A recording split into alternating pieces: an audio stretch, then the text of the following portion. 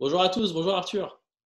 Bonjour Gabriel, comment tu vas? Ça va et toi? En forme? Super, super. Je suis très Bien. heureux d'être sur ce live avec toi. Ah bah écoute, ça fait toujours plaisir. Alors du coup là c'est le deuxième, hein. Donc bienvenue pour ce nouveau NeuroLive. Donc aujourd'hui on a la chance d'avoir Arthur Jasinski. Donc pour la deuxième fois, on avait déjà fait un NeuroLive ensemble c'était bon, la thématique c'était le parcours de vie, mais en tant que élève d'un enfant et d'un ado donc, qui présentait un TDAH. On était revenu également sur la pose du diagnostic, sur les particularités de la prise en charge, le traitement médicamenteux.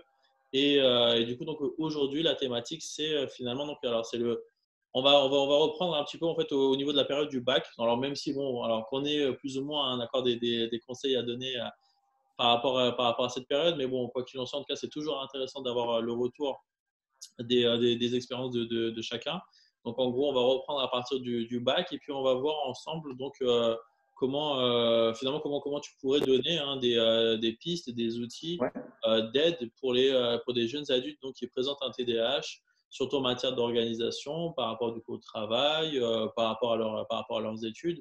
Et puis voilà, bah, tout simplement en fait, on va comme la dernière fois donc échanger en espérant que donc le contenu de cette vidéo soit le plus utile possible aux familles donc, qui sont concernées.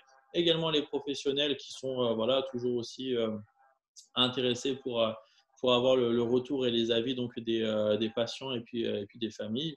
Et puis voilà, donc bon, on continue donc la vidéo sur Zoom. Donc malheureusement, on ne peut pas profiter de l'échange avec les familles qui auraient été amenées en fait, à regarder la vidéo. Mais bon, une fois que la vidéo donc, sera postée, n'hésitez pas à laisser les commentaires. De toute façon, vous l'avez vu, hein, donc Arthur, en plus, bah, d'ailleurs, merci parce que tu as répondu à Ouais, bah c'est commentaires. normal, c'est normal, ouais. Ouais, mais je réponds à tous les commentaires parce que c'est vrai que, enfin, vous prenez le temps de commenter et de regarder le live, donc c'est tout à fait normal que je vous réponde. Donc, Ah, bah, donc voilà. c'est tout à Ça ton m'a honneur. vraiment fait plaisir vu que, ouais, ça m'a vraiment fait plaisir. Les retours étaient tous positifs, donc c'est vraiment super. C'est vraiment super. Je vous en remercie. Effectivement, effectivement. Bah, du coup, c'est tout à ton honneur, hein. Allez voir, n'hésitez pas à aller voir sa page sur Facebook, donc l'éveil du TDAH, et vous verrez de toute façon, donc Arthur, il fait déjà plein de vidéos, il apporte plein de contenu voilà, pour aider vraiment de façon concrète finalement les personnes qui donc présenteraient un TDAH et pour bah, du coup par ce biais-là des vidéos, essayer quand même d'améliorer la qualité de vie donc des personnes qui présentent un TDAH. Voilà, voilà. Donc, alors c'est parti. Donc, alors pour finalement continuer, hein, sur la lancée de la précédente vidéo. Donc, si on reprenait un petit peu, donc voilà, on reprend un peu la période du bac finalement, parce que Ouais, donc, alors on sait que c'est une étape qui est importante, hein, pour la majorité c'est des sûr. lycéens. C'est un examen national. Il y a la pression des parents, il y a la pression de l'établissement scolaire. Nous-mêmes, en fait, bah, du coup, voilà, on est un ado, on ne sait pas trop finalement en fait, où on va. En plus, du coup, il y a la pression éventuellement, par exemple, du choix de l'orientation. Qu'est-ce que tu veux faire plus tard dans la vie? Toute l'année, tu as eu 3 sur 20 dans telle matière, mais au mois de juin, il y a l'examen qui arrive, il faut réviser. Puis en plus, ça d'ailleurs, c'est intéressant aussi d'avoir ton avis, c'est l'emploi du temps d'un lycéen, c'est juste en fait l'emploi du temps le plus chargé du monde, où on a cours presque tous les jours, plus les Ouais. devoirs sur table, plus les gros devoirs à rendre, par exemple, à la fin de la semaine, plus les oraux, enfin, tout ça en fait à préparer. Puis il y a sa vie aussi en tant qu'ado, hein, qu'on doit gérer. Comment ça s'est passé pour toi, cette période du bac? Alors, bah, la période du bac, alors l'année dernière, j'étais en première et donc j'ai passé en fin d'année mes 2 euros et j'étais dans une optique où je me disais, j'avais une notion du temps, on va dire, qui n'était pas hyper claire. Et je me disais toujours, j'ai le temps, j'ai le temps. Et en fait, bah, à la fin, je me suis rendu compte que je n'avais plus le temps. Donc, ce qui fait que du coup, dans ma tête, je me disais, bon, bah, mes notes, c'est pas réellement grave, car au final, ce que je vais obtenir à la fin de ces années, c'est mon bac. Mais le problème, c'est que bah, il y avait aussi le dossier qui comptait. Et donc bon, ça c'est autre chose. Mais oui, à la fin de l'année, du coup, je suis arrivé au mois de mai-juin. Et Ok.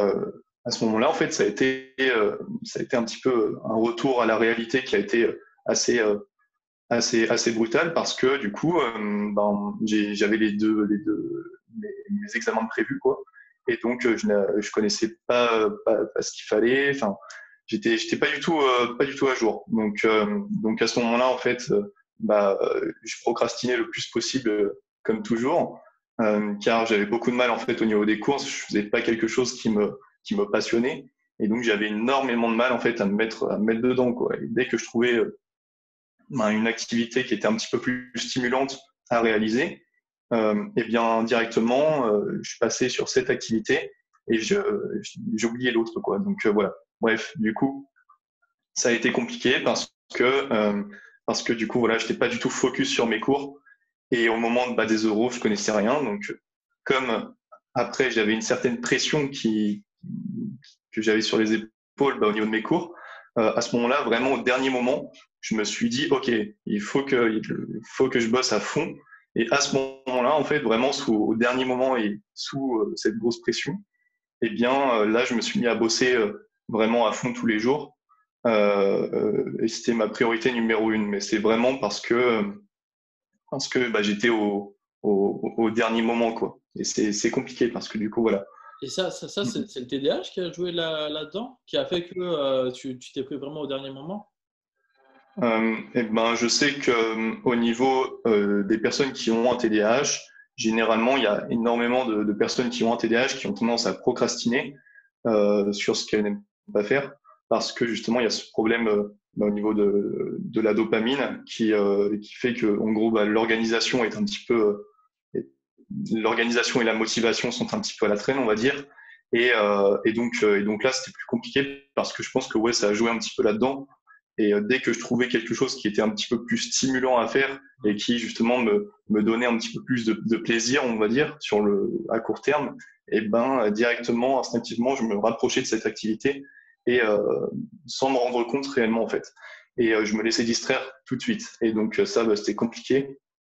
Mais du coup, voilà, et oui, je pense que ça, oui, du coup, c'est un petit peu aussi propre au TDAH parce que justement, on a aussi tendance vraiment au dernier moment, donc sous la pression et lorsqu'on n'a plus le choix, d'agir plus massivement et d'être plus productif, plus vraiment à fond en fait dans ce truc, quoi. Mm. Et là avec du recul, est-ce que tu as l'impression qu'il y a des choses qui auraient pu t'aider ou pas l'année dernière à justement à moins procrastiner et Ouais, à te ouais, rendre ouais, tout à fait. compte ouais, des enjeux peut-être plus rapidement?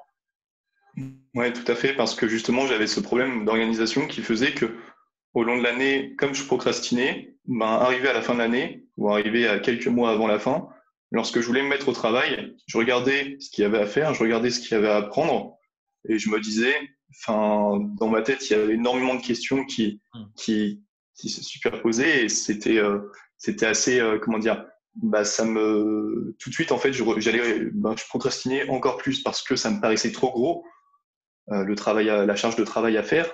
Et donc voilà, là maintenant, aujourd'hui, ce que j'aurais fait, c'est que j'aurais pris un tableau blanc comme j'ai maintenant, comme je fais, où j'aurais noté au milieu directement l'objectif, on va dire, et après j'aurais fait j'aurais fait plusieurs bulles en fait, voilà, avec les chapitres à étudier, avec vraiment pour décomposer le truc au maximum. Et après, en fait, en fonction des mois donc, qui me restaient, eh ben, j'aurais décomposé la charge de travail à réaliser sur les mois, donc par exemple sur les 4 mois qui me restaient. Puis ensuite, sur les 4 mois qui me restaient, cette charge de travail sur un mois, j'aurais encore décomposé cette charge de travail sur 4 semaines avec des objectifs après journaliers. Mm. Ça, c'est excellent. Du coup, c'est excellent comme moyen pour pouvoir bien s'organiser, avoir des repères, se fixer des objectifs. Évidemment, du coup, des objectifs atteignables, hein, des objectifs concrets qu'on peut vraiment atteindre plus ou moins facilement, mais en tout cas qui sont réalistes. La dernière fois, justement, tu avais parlé de rigueur, tu sais, à travers le sport. Est-ce que c'est ça, finalement, en fait, ce qui t'a amené aussi à pouvoir appliquer cette rigueur-là dans ton quotidien et dans le travail? Alors oui, au niveau ouais, du sport, j'étais très organisé, on va dire très cadré. À chaque entraînement, en fait, j'avais un carnet d'entraînement où je notais ce que je faisais tous les jours et j'essayais chaque jour en fait de m'améliorer ou à chaque entraînement de m'améliorer.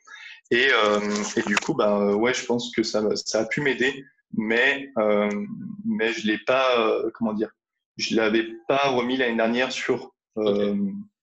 sur mes études. Par contre, cette année, oui, je pense que ça m'a bien aidé pour mon projet que j'ai eu bah, à travers ce que je fais maintenant, à travers l'éveil du TDAH. Et oui, je pense que ça m'a bien aidé, oui, oui, tout à fait. Et, Parce que du coup, ma capacité à m'organiser en fait était meilleure, quoi. Tout à et fait. d'ailleurs, par exemple, tu vois, du coup, là, c'est cette technique voilà, d'écrire en fait l'objectif principal au milieu d'un tableau et puis après autour, comme ça, réussir à décomposer vraiment pour écrire finalement tous les détails et se rendre compte à quel point on peut facilement en fait atteindre du coup ces différents objectifs pour réussir en fait à atteindre l'objectif principal. Alors ça, donc évidemment, ça, chaque personne en fait peut présenter la chose comme elle le souhaite, hein. On peut très bien aussi se faire un tableau avec écrire l'objectif principal en haut. Enfin bref, chacun en fait se représente la chose comme elle le souhaite. Tu me dis si je me trompe ou pas, mais je trouve que vraiment le plus important toujours en fait, c'est de pouvoir sortir les choses de sa tête. C'est-à-dire qu'il faut les mettre sur Ouais. papier, il faut les mettre sur un tableau et il faut que ce soit bah, visuellement en fait Il faut accessible. pouvoir les visualiser, ouais, tout à fait. Parce Parce que que c'est trop compliqué. De toute façon, quand on a toutes ces informations, toute cette masse d'informations qui arrive d'un seul coup et qui est mélangée, c'est impossible enfin, d'y voir clair, quoi. Donc, en plus, quand on a un TDAH, voilà, c'est d'autant plus le bazar, on va dire, dans notre tête. Donc, on a fait de mettre tout noir sur blanc, ça va nous aider on va dire, à moins procrastiner et à passer davantage à l'action. C'est comme, j'aime bien prendre cet exemple, mais c'est comme si quelqu'un vous demandait de soulever un poids de 5 kilos, enfin, de soulever 5 poids de plusieurs kilos chacun d'un seul coup. Vous allez plus avoir tendance à lui dire, ouais, bon, je ferai ça plus tard, que si le gars, il vous dit, vous soulevez un petit poids de quelques kilos, puis ensuite vous le reposez, vous prenez une pause, puis vous resoulevez un petit poids d'un kilo. Voilà, vous allez avoir plus tendance à agir et à le faire que de remettre à plus tard. Voilà. d'ailleurs, Mm. c'est pour ça. Donc voilà, en fait, TDAH ou pas, de toute façon, ça restera toujours plus simple normalement en fait de mettre sur papier les choses. C'est simplement que du coup, lorsqu'on a un TDAH, en fait, on sature plus vite. Quelqu'un qui ne présente pas de TDAH, il doit quand même en fait avoir un agenda à portée de main, par exemple pour se rappeler des rendez-vous de la semaine et tout ce qu'il a à faire pendant la semaine. Ça, c'est normal en fait, j'ai envie de dire. Donc, on va mettre sur papier. La personne qui présente un TDAH, il y a des chances que du coup, en fait, la personne sature un petit peu plus vite et que bah, parce qu'elle va être distraite par autre chose, elle va encore plus en fait oublier ce qu'elle aura à faire pendant la journée. Ou par exemple, lorsque une personne qui ne présente pas TDAH va réussir à se rappeler de trois ou quatre choses à faire dans la semaine sans forcément passer par un agenda. Une personne qui présente un TDAH va être du coup encore plus justement distraite par autre chose, intéressée par d'autres choses qui vont lui apporter en fait du plaisir plus rapidement et du coup en fait va oublier un des rendez-vous de la semaine par exemple ou un des objectifs qui s'était fixé. C'est pour ça qu'il faut absolument en fait voilà mettre sur papier tout ce que vous avez en tête et comme ça en fait finalement vous vous déchargez même hein, cognitivement pour pouvoir être focus sur soit certains détails de ce que vous avez écrit sur la feuille ou alors même sur autre chose. Je ne sais pas, moi par exemple, j'ai une liste de courses. Je sais que j'ai des courses à faire, je vais tout mettre sur papier et comme ça je sais qu'il n'y a pas besoin en fait que je me rappelle tout le temps en fait de cette liste de courses et je vais pouvoir aller m'occuper du jardin, je vais pouvoir aller faire ce que j'ai à faire sur mon ordinateur parce que je ne vais pas craindre en fait d'oublier ce que je dois acheter parce que je l'ai noté en fait sur ma liste de courses. Donc voilà, il ne faut pas hésiter. Oui, tout à fait. Et après, ça reste Mm. quand même toujours intéressant aussi de pouvoir se dire, bah, on met sur papier, mais il faut quand même que du coup ça soit à peu près organisé. Parce que là aussi, pareil, il y en a beaucoup, Ouais, je l'ai vu, qui vont mettre sur papier, mais c'est totalement c'est un désorganisé. foutoir pas possible, ouais. Ouais. Exactement. Et après, du coup, ça devient même limite encore plus difficile. Et on sait en plus à quel point, du coup, ça peut aussi avoir un sentiment de dévalorisation parce qu'en fait, on se rend compte que, bah mince, on a essayé de faire quelque chose, mais en fait, c'est pas bon. Et en fait, on s'y perd encore plus. Donc, en fait, c'est décourageant.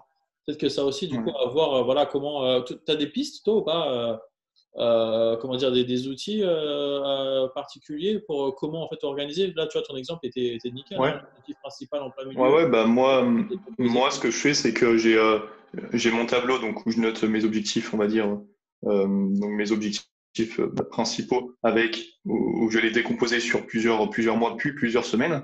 Et après, chaque jour, hop, je sais pas si je vais l'avoir ici. Ouais, tac, Ah, super. on fait ça. Voilà, en gros, j'ai tac mon petit carnet et ce petit carnet, bah, c'est un truc où je note en gros tous les jours. Donc ça, je le fais tous les jours. Il n'y a pas un seul jour que j'ai loupé. Donc depuis maintenant facilement, depuis que j'ai commencé mon truc là, mon activité avec l'éveil du TDAH, donc depuis juillet à peu près, début juillet. Et depuis début juillet, en fait, je note tous les jours, enfin tous les jours, ouais, la veille pour le lendemain, en fait, ce que je vais faire le lendemain, donc, en fonction de mes objectifs donc quotidiens. Et j'ai noté donc tous les jours, voilà, la veille pour le lendemain, clairement avec des tirés en fait, une 5 à 10 tâches que je dois faire, que je dois accomplir chaque jour, pour qu'au final, à la fin de la semaine, j'ai réussi à atteindre mon petit objectif, donc mon objectif quotidien. Voilà. C'est Et donc excellent. pareil, donc je note également chaque rendez-vous, même les choses qui ne sont pas forcément en lien avec mon objectif, hein, mais par exemple, je sais que je dois rappeler, par exemple, je dois rappeler quelqu'un, eh bien, j'ai noté, hop, rappeler un tel, et voilà, par, par exemple, je dois répondre à des messages, j'ai marqué répondre message, machin, et ainsi de suite, voilà, ainsi de suite. Et ça m'aide beaucoup à, on va dire, à être clair dans ma tête et à savoir où je vais aussi, parce que même le soir, ça m'aide parce que avant, même cet été, quand j'ai commencé mon activité, je pensais à énormément de choses. J'étais tout le temps excité de mettre en place des actions pour atteindre mes objectifs. Et le soir, j'avais énormément de mal à m'endormir parce que dès que je restais allongé à ne rien faire, je me mettais à penser, à cogiter et à penser à ce que je pourrais mettre en place pour aller plus loin dans mon truc.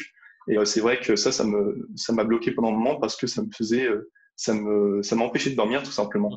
Et donc maintenant, ce que je faisais, c'est que directement sur ce carnet, je notais pour le lendemain faire ça, ça, ça, ou mes idées. Et puis voilà. Et ça me déchargeait, on va dire, l'esprit. Et j'étais beaucoup plus apte à m'endormir correctement. Mm.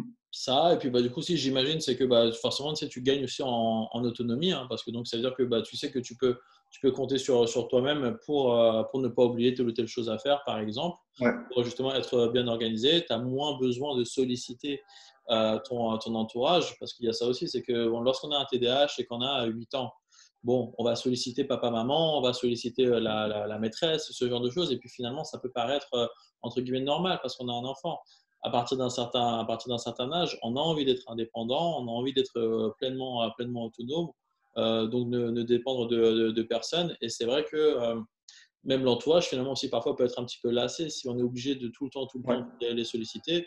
Eux-mêmes, bon, voilà, c'est des êtres humains, hein, donc ils fatiguent. Donc là, par exemple, avec cette idée-là de carnet, finalement, en fait, à tenir. Moi, c'est vraiment ouais, la solution qui, en tout cas, j'ai essayé deux, trois trucs différents, mais c'est vraiment cette histoire de carnet qui est au final un petit peu un agenda, mais bon, moi, j'aime bien faire un peu différemment à chaque fois, donc bon, c'est comme ça. J'ai pris un carnet et sur ce carnet, voilà, je note tout ce que j'ai à faire chaque jour, et c'est vrai que ça me permet de vraiment être efficace dans ce que j'ai à faire et de ne rien oublier, quoi. Ça doit faire un bon moment que j'ai pas oublié quelque chose. Ok, Donc, sans vouloir, voilà, mais c'est vrai que c'est contrairement en fait à il y a, je sais pas, ouais, il y a 2 ans de ça à peu près, 3 ans où j'ai oublié un ou deux trucs tous les jours, mais des petits trucs, mais qui à long terme sont pénalisants. Et ben là aujourd'hui, ouais, avec cette technique, j'arrive vraiment à ne plus rien oublier, quoi. Donc c'est vraiment cool, c'est vraiment cool. Est-ce que je pose la question parce que peut-être que du coup ça peut être aussi intéressant pour certaines personnes. Est-ce que par exemple dès le départ tu t'étais fixé des objectifs un peu trop hauts et puis du coup c'était trop difficile donc tu les as revus à la baisse ou est-ce que non dès le départ tu as su estimer correctement les objectifs que tu pouvais atteindre et puis du coup en fait et puis aussi autre chose c'est est-ce que du coup tu t'es fixé en fait à ça ou tu t'es dit bon maintenant que j'arrive à faire ça peut-être que du coup je vais pouvoir faire un petit peu mieux. J'ai jamais, je me suis jamais vraiment, je me suis jamais fixé d'objectif qui était trop faible, on va dire. Il n'y a jamais une journée en fait où j'ai réussi en fait à tout cocher sur mon cahier, par exemple. J'ai toujours cette envie d'en faire plus et du coup je mets plein de choses et c'est vrai que ouais, j'ai jamais le temps de tout terminer. Donc pareil au niveau de mes projets, je mets toujours une date limite au niveau de mes objectifs. Par exemple, un objectif tout bête, je vais avoir envie d'atteindre, je sais pas, d'atteindre un 1000 abonnés sur ma page Facebook. Je dis un truc comme ça. Et ben, je vais mettre atteindre 1000 abonnés. Mon objectif, ça va être 1000 abonnés sur Facebook dans 2 semaines. Et après, j'ai décomposé mon truc. J'ai noté absolument tout ce qu'il me faut pour tout ce qu'il faut que je mette en place et qu'il faut que je réalise pour arriver à ces 1000 abonnés. Et au final, cet objectif, il est énorme. Ça va me mettre une certaine pression qui va faire que je vais pas procrastiner. Je vais agir maintenant. Et même si à la fin des 2 semaines, je sais un petit peu d'avance que je vais pas avoir atteint ces 1000 abonnés, je sais que je serais déjà allé plus loin que si que j'avais mis un nombre qui était inférieur, on va dire. Vu que j'aurais vraiment tout fait en fait pour atteindre ces 1000 abonnés. Donc c'est bizarre, mais c'est vraiment un petit peu ma manière de fonctionner, ouais. Alors, du coup, D'agir ça prouve vraiment. aussi, comment dire, ça prouve la motivation que tu as et la force mentale que tu as de fonctionner comme ça, tu vois. Moi, généralement, par exemple, ce que je vais dire à certains patients, c'est que face à des objectifs, peut-être parfois un petit peu trop difficiles, c'est que, Oui, réduire. alors, du coup, ouais, effectivement, en fait, c'est qu'il y a deux solutions. Soit, par exemple, on se dit, je sais pas moi, l'objectif, c'était de se rappeler de 5 mots. Soit du coup, en fait, on se rend compte que bon, bah, du coup, se rappeler de 5 mots, c'est trop difficile parce que du coup, ça demande trop de concentration. Soit, ce qu'on fait, c'est qu'on diminue le nombre de mots qu'il faut retenir. C'est-à-dire que bon, bah, voilà, on va pas commencer par 5 mots, mais on va commencer juste avec 3 mots. Et du coup, ça, les 3 mots, on va réussir. Et puis après, on passera à 4 mots, puis à 5 mots, et ainsi de suite. Ou alors, c'est qu'on se dit, bon, bah voilà, se concentrer pendant 2 minutes, c'était pas assez pour pouvoir se rappeler des 5 mots. Bah, peut-être qu'il va falloir essayer de se concentrer pendant 3 minutes, par exemple pour se rappeler des 5 mots. Ou alors, c'est qu'il faut accepter de séquencer pour réussir à se rappeler des 5 mots. Donc, soit en fait, on va agir sur l'objectif final et le changer pour pouvoir en fait finalement réguler et augmenter ses performances, ou alors agir sur la façon de faire pour atteindre l'objectif final pour que ça puisse marcher et qu'on puisse finalement en fait en ayant modifié la façon de faire réussir à atteindre l'objectif final. Et ça, pour ça, par contre, il faut vraiment faut être fort mentalement, je pense. Il ne faut vraiment pas douter de soi, même si on sait que voilà, un jeune adulte qui présente un TDAH peut parfois être amené en fait, à beaucoup douter aussi de soi et de ses compétences. Mais en tout cas, voilà, il faut être fort, il faut essayer de ne pas douter de soi, il faut garder confiance et se dire que bah, voilà, si par exemple, du coup, on n'a pas réussi du premier coup, c'est pas grave. On peut toujours en fait réadapter s'il le faut certaines choses pour pouvoir après ensuite réussir à atteindre ses objectifs pardon, et à progresser comme il le faut. Mais après, il faut aussi préciser que là, c'est vraiment, j'ai pris comme exemple ce que je faisais tous les jours, donc avec mon projet, donc ce que quelque part j'adore faire. Je suis hyper motivé à faire ça, donc quelque part, je sais que même si j'atteins pas mes objectifs, ça va pas être quelque chose qui va me frustrer, qui va me faire abandonner. Et ça, j'arrive à doser aussi à ce niveau-là.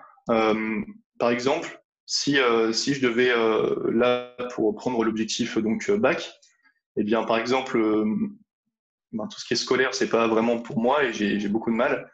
Et à ce moment-là, je sais que si je me fixe des objectifs qui sont hyper élevés et si je fonctionne exactement de la même manière que je fonctionne pour mon projet, je sais que je suis mort avant même d'avoir commencé parce que dès que je vais voir le nombre de tâches à accomplir dans la journée, je vais péter un câble parce que ouais, clairement, ça va pas le faire. Donc, et je vais abandonner très très vite. Et donc ça, ouais, c'est vraiment important aussi de savoir vraiment en fait, s'adapter en fonction de ce qu'on aime et de voilà. Parce que tout dépend vraiment de à quel point on est prêt, on est motivé à faire la chose aussi, quoi. Carrément, carrément. Est-ce que alors du coup en fait tu as senti que c'était t'avais ou pas autour de toi des gens qui te soutenaient, alors que ce soit au niveau familial, amical, des personnes qui te soutenaient, qui disaient tu peux le faire, tu peux réussir. ce genre de choses? Ou alors tu t'es vraiment dit, en fait, moi, eux, plus j'avance et moins je veux les, entre guillemets, déranger et je veux vraiment en fait, réussir à me débrouiller par moi-même? Alors, autant sur le plan scolaire, c'était plus au niveau de mes parents, c'était plus bosse. Sinon, dans tous les cas, t'es prévenu. Si tu bosses pas, ben, quelque part, t'as pas d'avenir. Globalement, c'était ça.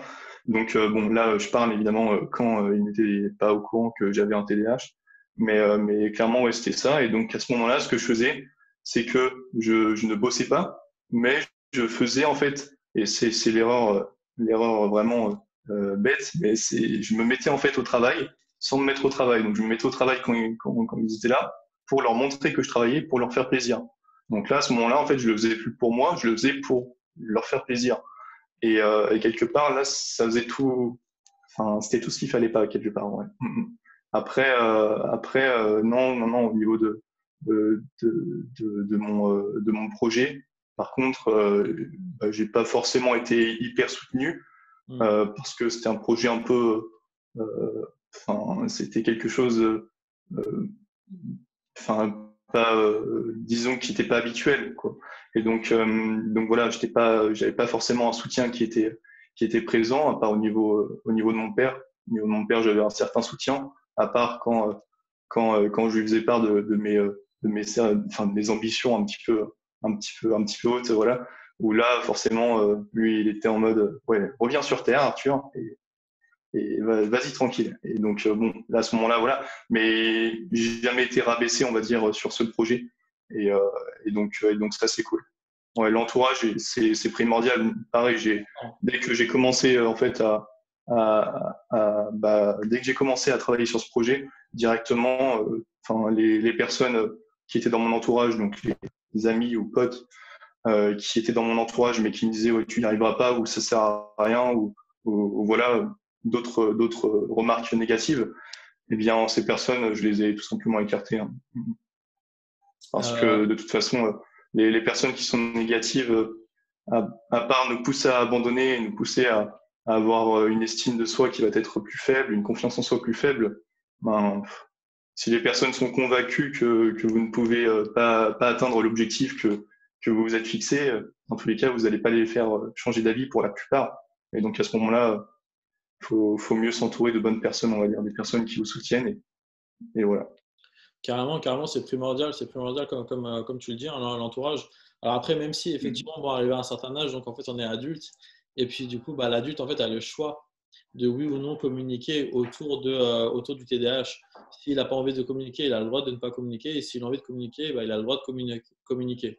Et d'ailleurs, justement, Oui. c'est ce qui se passe finalement donc dans le milieu du travail, où bah, comme n'importe quel autre employé, salarié ou employeur, bah, en fait, on va avoir des responsabilités, des missions. Et en même temps, bah, du coup, lorsqu'on présente un TDAH, on va aussi présenter du coup des difficultés particulières liées au trouble, potentiellement, hein, des difficultés particulières liées au trouble.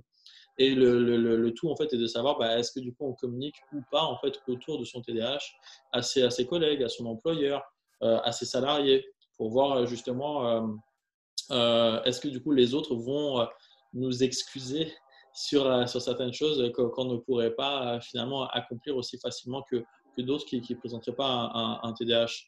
Est-ce que toi, déjà, au fait, Mm, autour de toi, tu as, déjà entendu, par exemple, parler de cas similaires? Est-ce que de toi-même, par exemple, tu aurais aussi des conseils éventuellement à apporter à certaines personnes qui sont dans ce cas de figure-là? Moi, perso, j'en vois par exemple pas mal, tu vois, des jeunes adultes qui finalement, en fait, ne veulent pas forcément communiquer autour de leur TDAH. Ils ont le TDAH, c'est galère au niveau même familial parce que bah, du coup, il y a une plainte hein, de la part de l'entourage sur certaines choses qui, bon, bah, du coup, paraissent difficiles pour l'entourage, que ce soit pour les enfants ou par exemple pour le mari ou pour la femme. Mais au niveau du travail, ils ne se sentent pas forcément vraiment super à l'aise pour échanger, tu vois, avec leurs collègues. Est-ce que toi, du coup, en fait, tu aurais, des conseils à donner à ce niveau-là? Ben pour moi, au début, j'étais aussi dans l'optique où par exemple, au niveau, ben, sur le plan scolaire, j'ai jamais voulu dire que j'avais un TDAH, que ce Mm. soit à mes enseignants, à mes amis, à mes directeurs d'école, etc. Et donc, je n'ai jamais eu d'aménagement. Et voilà, et c'est vraiment ces 2 dernières années où je me suis dit, bon, en fait, où j'ai pris conscience que le TDAH, c'était pas quelque chose qui était hyper négatif, qui allait pourrir votre vie. Non, non, faut simplement, enfin, simplement, je dis simplement, mais une fois qu'on a pris conscience qu'on a un TDAH, eh bien, quelque part, vous pouvez agir, en fait, pour après essayer de mettre en place des choses pour combler un petit peu ces symptômes et pour petit à petit que ce TDAH ne vous pénalise plus. Et c'est vrai que le TDAH, c'est pas quelque chose qui va avoir un impact énorme non plus dans votre vie, du moins lorsqu'il est diagnostiqué et lorsqu'on voilà, lorsqu'on trouve des alternatives pour justement essayer de rééquilibrer tout ça, quoi. C'est Donc, un soulagement ou pas, pardon. C'est un soulagement, non, quand il est diagnostiqué? ouais, bah oui. Ouais. Oui, oui, c'est ça. Et est-ce que par exemple, alors je me souviens même plus si on en avait parlé parce qu'on avait parlé aussi du traitement Ouais, médicamenteux. Mais est-ce que du coup en fait il y a ça c'est pareil. Tu vois, j'ai plusieurs en fait patients qui alors ne sont pas encore en fait sous traitement médicamenteux. Les parents, tu vois, hésitent ouais, encore parce qu'ils sont donc ils sont au lycée. Et finalement, t'as les élèves en fait qui voudraient prendre un traitement médicamenteux. Parce qu'en fait, ils sont bien conscients que tu vois, ça pourrait les aider, ouais. par exemple pour le bac ou même pour d'autres examens. Est-ce que toi, tu es d'accord, par exemple, avec le fait de dire que, bon, bah oui, c'est vrai, le traitement médicamenteux, alors on comprend, tu vois, la peur qu'il peut y avoir autour de ça de la part des parents, Bien de sûr, vouloir ouais. mettre leur enfant sous traitement, mais en même temps que parfois, bah, il y a quand même nécessité à en fait, prendre le traitement parce que, Ouais, apparemment, en tout cas, ça apporte plus d'effets positifs que négatifs sur ouais. le développement, on va dire, de l'enfant et surtout au niveau des apprentissages. Ouais, non, mais c'est certain, ouais. Après, je pense que quand on a un traitement qui nous permet d'aller mieux, où les effets secondaires sont hyper réduits, on va dire, proportionnellement quand on compare aux effets positifs, c'est vrai que ben, le traitement en question est pour les personnes qui ont un TDAH et au niveau des effets négatifs, généralement, c'est très très faible, quoi. Ouais, Donc c'est vrai que quand on a quelque chose qui est là pour nous aider, eh ben, je pense que voilà, faut pas réfléchir, il faut y aller parce qu'après, dans tous les cas, je me rends compte en fait qu'il y a énormément de choses qui sont liées au TDAH, donc au TDAH non traité, euh, qui sont des conséquences du TDAH non traité et que j'aurais pu éviter en fait, des problèmes que j'ai eus ou autres. Et c'est vrai que maintenant je me rends compte, mais ouais, donc après des conseils, si l'adolescent est dans une situation où il a envie d'être sous traitement, où il en ressent le besoin, mais que les parents sont contre, là c'est très compliqué. C'est compliqué. Après, généralement l'inverse, c'est surtout l'inverse qui se produit. C'est l'enfant ou l'adolescent qui est dans le déni. Mm, mm. C'est ouais, l'adolescent qui est dans le déni. Et à ce moment-là, bah, justement, j'ai fait une vidéo là récemment et je la sortirai bientôt sur la chaîne pour justement donner 2, 3 conseils. Mais c'est vrai que le premier conseil que j'aurais donné, ce serait vraiment de veiller à qu'il y ait une relation de confiance entre le professionnel qui suit l'adolescent ou l'enfant et l'enfant, qu'il arrive à lui parler, on va dire, avec ses mots, qui rentre dans son univers et qu'il n'y a plus quelque part cette barrière entre l'adolescent et le professionnel. on en avait parlé Je trouve que la dernière c'est fois. l'essentiel. Ouais, carrément, carrément. On en avait parlé la dernière fois. Toi, tu disais que donc toi, c'était en fait à l'âge de 14 ans de mémoire hein, que tu avais été diagnostiqué. Ce que justement tu avais bien aimé, c'est que le pédopsie en fait avait réussi à trouver les mots et il te Ouais, parlait pas comme un bébé. En fait, il te parlait voilà comme s'il était du coup en face d'un ado, qu'il était rassurant, qu'il t'avait bien expliqué les choses et que toi justement en fait tu avais apprécié ça parce que ouais. tu disais bah voilà justement je me sens compris, entendu et que du coup, il y avait une relation de confiance finalement entre vous.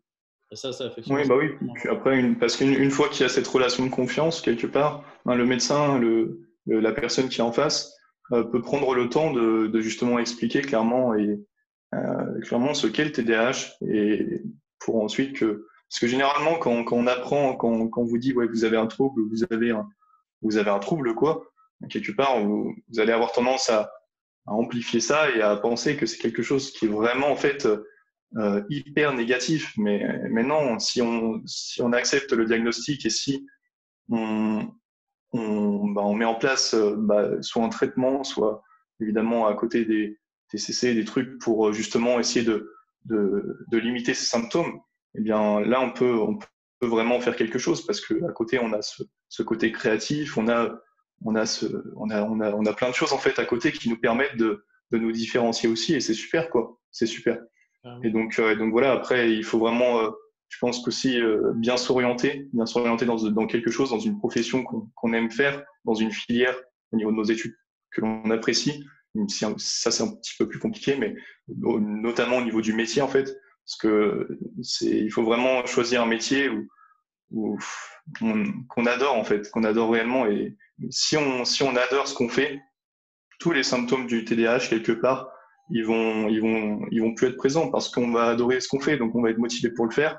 Les problèmes d'attention, on va plus en avoir vu qu'on adore ce qu'on fait. On va pouvoir, au contraire, hyper focaliser sur notre truc et passer des heures et des heures sans même voir le temps passer à pratiquer.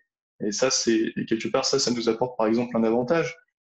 Et, euh, et voilà, mais évidemment, là, par contre, à contrario, si on se retrouve dans quelque chose qui nous embête, quoi, où on n'apprécie pas ce qu'on fait, ben là, ça va être beaucoup plus compliqué parce que tous les symptômes du TDAH vont être bien présents et vont être amplifiés au fur et à mesure, au fil du temps, quoi.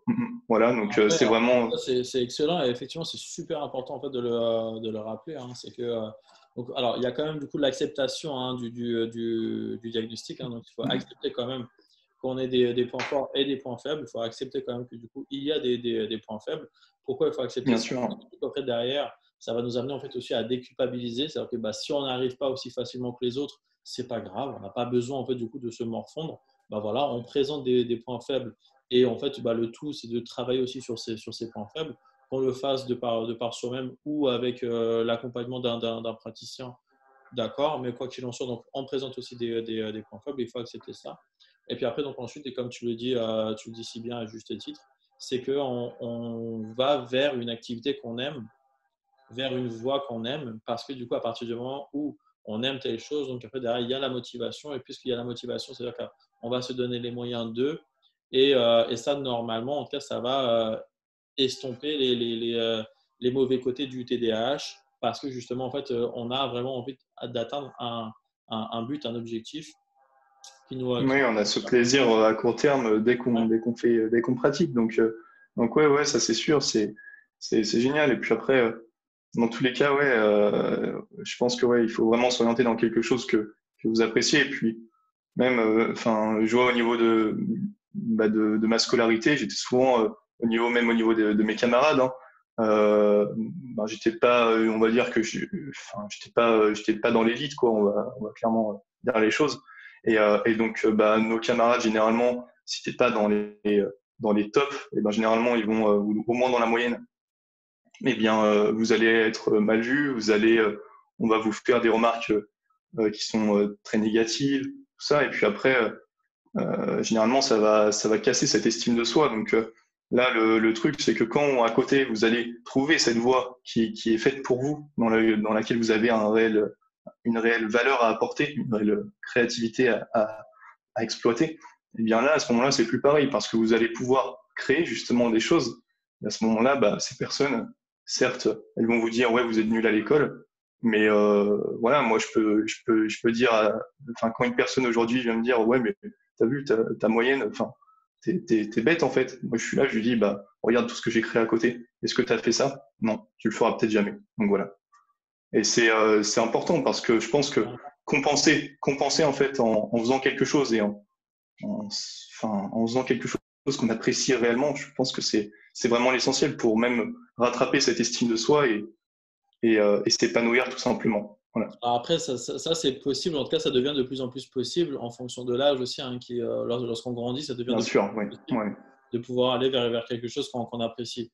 Parce que bon, c'est sûr que par exemple, lorsqu'on a 12 ans ou 13 ans, bon, bah, on aura beau apprécier certaines On en est choses. limité. On est limité. On est limité, contraintes scolaires, les parents qui mettent la pression maladroitement, hein, mais bon, qui mettent la pression parce que l'école met la pression. Ou alors, bon, bah, du coup, si les parents ne mettent pas la pression, bah, ça veut dire que c'est parents et enfants, et ça clash avec l'école, ou l'école clash avec les parents et l'enfant. Mais bon, on est, comme tu dis, en fait, Faut essayer, dans tous les cas, il faut essayer de retrouver un équilibre en trouvant une activité que l'on va faire à côté dans laquelle on va exceller. Moi, personnellement, c'était le sport, la musculation, où du coup, je compensais à fond. J'en faisais tous les jours, etc. Parce que j'ai remarqué que je progressais vite là-dessus, enfin, dans cette activité, que je voyais les résultats de semaine en semaine. Et justement, ça a rééquilibré un petit peu la balance, même si ce n'était pas parfait, loin de là. Mais c'était quelque part un petit peu un échappatoire par rapport à toute cette critique, parce que quand vous êtes dans une, comment dire, dans, enfin, quand vous vivez en fait et qu'on vous dit ouais, ben, tout ce que vous faites quelque part c'est nul, et ben quand vous trouvez cette activité qui dans laquelle vous progressez, et bien quelque part ben cette estime de soi remonte, et à ce moment-là, ben, tout redevient aussi possible, quoi. Donc c'est vraiment important au moins d'avoir cette petite activité à côté qui remonte un petit peu cette estime. Ouais. Et ça d'ailleurs, enfin, c'est ce qu'on dit aussi en fait à pas mal de parents. Ça veut dire que, en fait, c'est alors même, alors pareil, hein, du coup, en fait, même peut-être plus qu'en fait une activité, c'est un espace ou un temps en fait où la personne va se sentir valorisée. Ça peut paraître anodin pour beaucoup de personnes, mais ça ne l'est pas pour la personne qui, par exemple, présente un TDAH et qui, du matin jusqu'au soir, va se sentir soit en situation d'échec ou en dessous, en tout cas, des attentes par exemple, de l'enseignant, de ses camarades de classe. Mais si, par exemple, le soir venu à la maison, et ben, en fait, les parents lui confient certaines tâches, certaines responsabilités, où en fait, on sait que l'enfant, du coup, il va être bon, il va être performant, et ben, il va en fait se sentir valorisé. Et il y a des chances que du coup, une fois qu'arrive la nuit et qu'il doit s'endormir, bah, il se dira peut-être que du coup la journée n'a pas été facile, mais au moins j'ai réussi à faire ci, j'ai réussi à faire ça. Et ça, je sais que du coup, en fait, moi, ça me rend fier, ça rend fier mes parents, ça rend fier ma fratrie. Et ce petit truc-là, en fait, du coup, ça va permettre en fait à ce que du coup l'enfant en fait continue de garder confiance en lui et se dise bah voilà, il y a au moins en fait une chose dans laquelle je suis bon, je suis performant, on me reproche rien. Et il faut optimiser du coup ce temps-là en espérant que bah, du coup ce temps-là en fait finalement puisse un petit peu voilà que la personne elle-même en fait puisse du coup en fait Développer ce petit, oui, développer ça en fait cette mentalité-là sur aussi autre chose.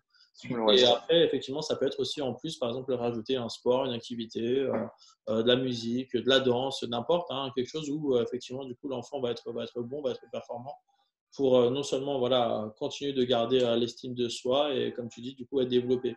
Comme par exemple, typiquement le sport, bah, du coup, si on arrive en fait à maintenir une certaine rigueur dans le sport, pourquoi pas essayer d'appliquer ça dans le travail, À que ce soit côté, à ouais. l'école ou même d'ailleurs dans la vie professionnelle. Il y en a beaucoup Ouais. aussi. Au travail, c'est compliqué, mais une fois qu'arrive la fin de journée, ils ont leur cours des adultes, hein, de judo, et en fait, ils sont super bons. Et bah, du coup, parfois, ça peut les amener aussi en fait, à réussir à maintenir une certaine rigueur, un certain cadre dans le quotidien, sur le plan personnel. Parce que du coup, ils savent comment Ouais, un équilibre. Ouais. s'organiser. Ouais. Si alors, il nous reste à peu près, on va dire, 10 minutes, quelque chose comme ça. Ouais. Est-ce que ça te va et tout si en gros tu nous présentes un petit peu justement ce que tu fais via l'éveil du TDAH? Parce que bon, bah voilà, tu Ouais, as pas de plein de souci. vidéos et je pense que ça va être super intéressant aussi pour les gens, tu sais, voilà, que tu présentes un petit peu même les différentes thématiques hein, de vidéos que tu as pu faire jusqu'à maintenant. Ouais, Pour bien sûr. moi, je trouve, et d'ailleurs, je pense que comment dire, je vais être un peu porte-parole de pas mal de gens tu sais, qui voient la vidéo et qui connaissent qui te connaissent et qui connaissent ton activité. Tu es aussi un peu voilà, un modèle de réussite dans le sens où, bah, tu l'avais dit la dernière fois, hein, c'est que bah, oui, diagnostiquer adolescent, plus ou moins comment dire, les encouragements de ton entourage, plus ou moins le soutien des enseignants. Mais quoi qu'il en soit, toi, tu as réussi en fait, à rester fort, à trouver ta propre façon de faire, en tout cas pour progresser sur le plan personnel. Bah, du coup aussi, je l'imagine sur le plan En professionnel. disant que ouais, j'essayais en fait toujours de rééquilibrer en fait. Ça allait très mal d'un côté et du coup, bah, je faisais quelque chose qui me procurait énormément de plaisir. que j'adorais faire et j'essayais en fait de toujours faire au maximum cette chose on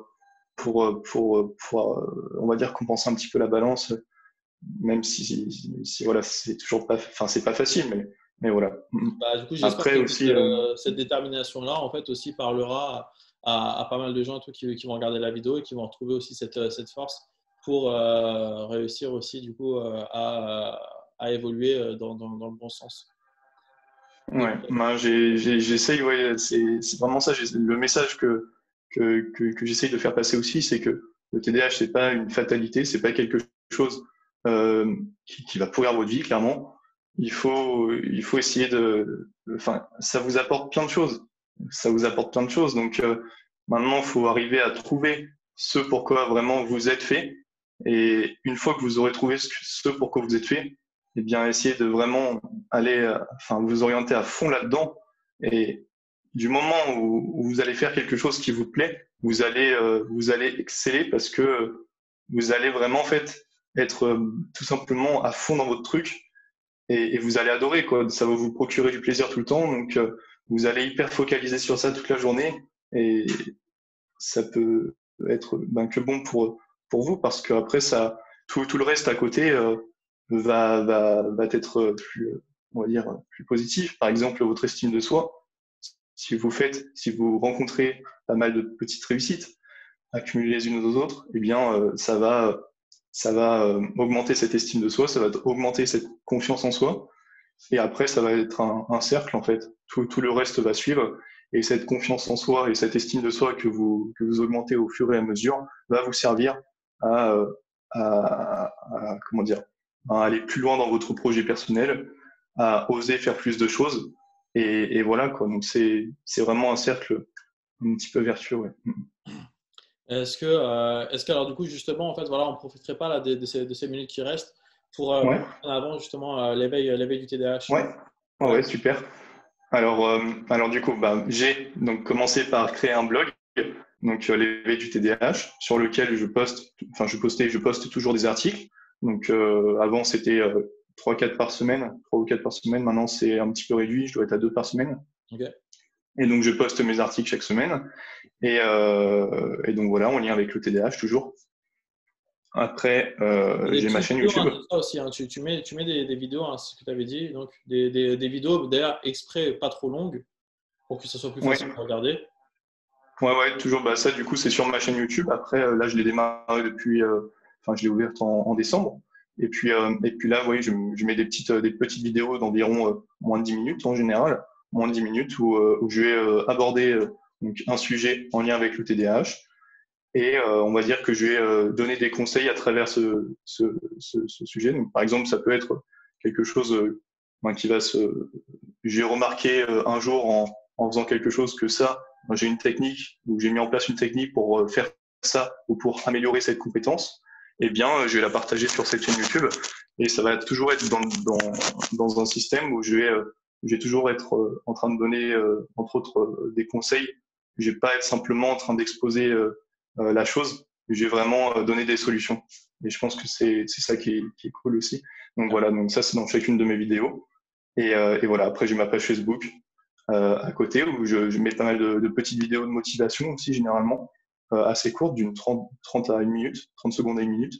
Et voilà, après voilà, là j'essaye de faire évoluer un petit peu tout ça. Là j'ai également un autre projet pour l'éveil du TDAH qui est un forum vu que sur le TDAH en France, il y a énormément de groupes Facebook, mais c'est pas pareil qu'un forum, et des forums, on n'en trouve pas. Enfin, à ma connaissance, on n'en trouve pas vraiment pas beaucoup. Donc là, l'idée, c'était vraiment de faire un forum, mais un forum qui, où on va dire où on essaye d'aller de l'avant et où on essaye de trouver des solutions. Voilà, c'est vraiment l'optique enfin, c'est vraiment le truc que je vise, quoi. Trouver des solutions et aller de l'avant et s'encourager ensemble pour progresser ensemble, tout simplement. Voilà. Ok, super, super. Développer un petit peu cet aspect communautaire, quoi. Voilà. C'est tout ce qu'on te souhaite, hein, parce qu'effectivement, c'est vrai que c'est très important. Et d'ailleurs, c'est pour ça aussi que tu vois, alors non seulement merci parce que bah, du coup, tu vois, tu participes et tout à ce temps d'échange et que bah, j'espère que justement ce temps d'échange va être utile à un maximum de personnes. Et c'est parce que, en tout cas, perso, je crois fermement que alors, c'est très bien, tu sais, par exemple, tu vois, d'avoir les avis des praticiens, mais ce qui compte quand même, c'est non seulement bah, déjà d'avoir un retour direct de la part des personnes qui sont directement concernées par le TDAH et que c'est extrêmement positif aussi lorsque, par exemple, des TDAH vont échanger entre eux parce que c'est déjà rassurant de pouvoir se dire, OK, je ne suis pas tout seul, je suis pas tout seul en fait à être dans ce cas-là. Il y a d'autres personnes comme moi en fait, qui présentent les mêmes points forts, encore une fois, éventuellement les mêmes points faibles que moi. On m'a fait certains reproches, bah, on en a fait aussi à d'autres. Parfois même, Ouais. il y en a d'autres qui ont des parcours de vie beaucoup plus difficiles que nous, que même ce que l'on peut Ouais. croire.